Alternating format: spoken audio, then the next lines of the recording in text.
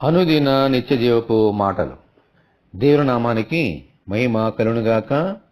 దేవుని వాక్యాన్ని చదువుకుందాము.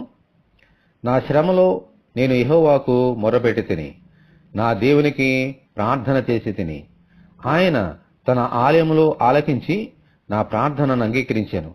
నా మొర్ర ఆయన సన్నిధిని చేరి ఆయన చెవుల జొచ్చాను. కీర్తనల గ్రంథము 18వ అధ్యాయము 6వ వచనం. శ్రమలు రాక తప్పవు. శ్రమలు వచ్చినప్పుడు ఏమి చేయాలన్నది చాలా ప్రాముఖ్యమైన విషయం.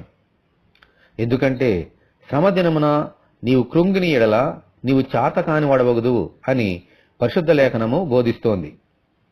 దావీదైతే అతనికి వచ్చిన శ్రమలలో కృంగిపోక దేవునికి మొర్రపెట్టి ప్రార్థించినప్పుడు దేవుడు తన ఆలయములో నుండి, తన సన్నిధిలో నుండి ఆలకించి ఆ శ్రమలన్నిటి నుండి తప్పించారు. హల్లెలూయా. ప్రతి శ్రమలోనూ, కష్టములోనూ, సంతోషములోనూ, ఆనందములోనూ దేవుని మందిరానికి వెళ్లి ఆయనకు మొరపెట్టి స్తుతించినప్పుడు దేవుడు మనలను దీవించి ఆశీర్వదించి పంపిస్తారు. ఈ నూతన సంవత్సరం అంతటిలో క్రమము తప్పకుండా ఆయన మందిరమునకు వెళ్లి ఆయనను ఆరాధించినట్లు దయచేయమని మనమందరము దేవుని కృపాసనం వద్ద ప్రార్థన చేసుకుందాము. ప్రభువా, మీ వందనాలనైనా, ఈ లోకములో అనేక శ్రమలు వస్తాయి. అయినప్పటికీ వేటికి మేము భయపడక దావీదు వలె ప్రతి శ్రమలో, వేదనలో, శోధనలో మీకు మొర్రపెట్టి ప్రార్థన చేయనట్లుగాను, మీ దీవెనలు పొందుకున్నట్లుగాను సహాయం దయచేయండి.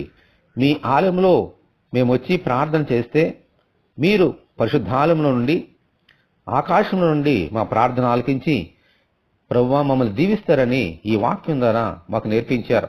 మీ వందనాలు. ఈ నూతన సంవత్సరం అంతటిలోనూ ప్రభువా ప్రతి ఆదివారం నీ మందిరానికి వచ్చి మేము ప్రార్థన చేసుకుంటూ నీ దీవెన పొందుకున్నట్లుగా నీ కృప మాకు అనుగ్రహించండి. ఈ వాక్యం వింటున్న నీ బిడ్డలందరినీ దీవించమని యేసు నామములో ప్రార్థన చేయుచున్నాము తండ్రి. ఆమెన్. ప్రభు సన్నిధి మనకందరికీ తోడునుగాక. ఆమెన్. పరిశుద్ధ దేవుని మందిరం.